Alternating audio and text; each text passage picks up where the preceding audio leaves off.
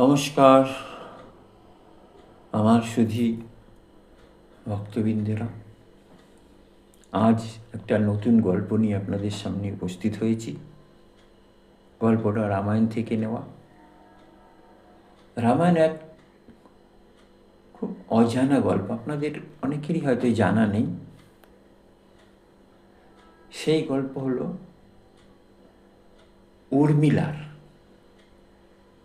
উর্মিলার ত্যাগ।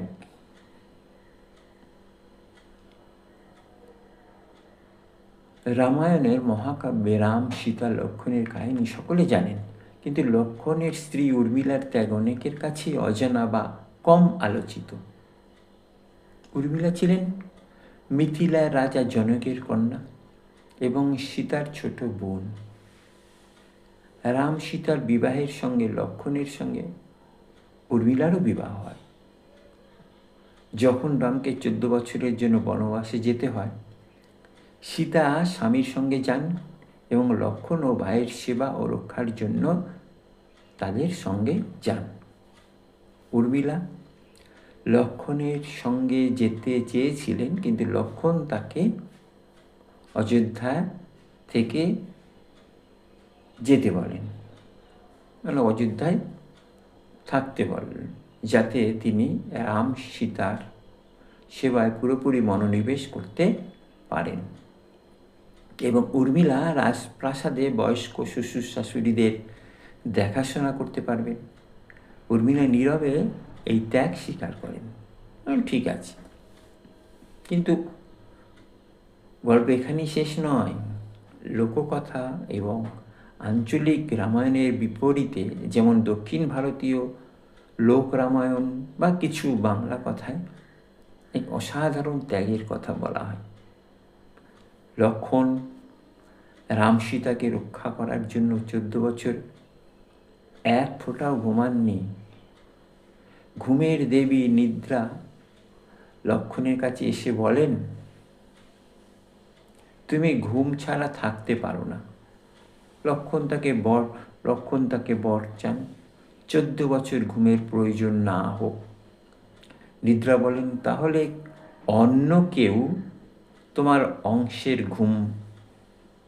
ঘুমাবে, মানে তুমি ঘুমাবে না, তাহলে এই 14 বছর অন্য কাউকে এই দায়িত্ব নিতে হবে, মানে এই ঘুমটা তার নিতে হবে।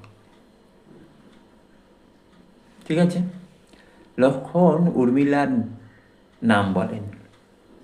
উর্মিলা স্বাচ্ছন্দ্যে রাজি হন এবং পুরো 14 বছর অবিরাম ঘুমিয়ে কাটান, যাতে লক্ষ্মণ জেগে থেকে রাম সীতা রক্ষা করতে পারেন।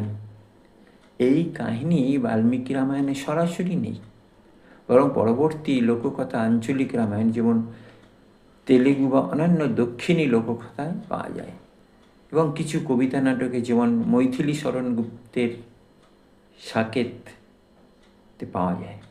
অনেকে বলেন উর্মিলার এই নীরব ত্যাগ সীতার ত্যাগের চেয়েও বড়, কারণ তিনি না যুদ্ধ দেখেছেন, না প্রকাশ্যে প্রশংসা পেয়েছেন, কিন্তু নিঃশব্দে স্বামীর কর্তব্য পালনে সাহায্য করেছেন।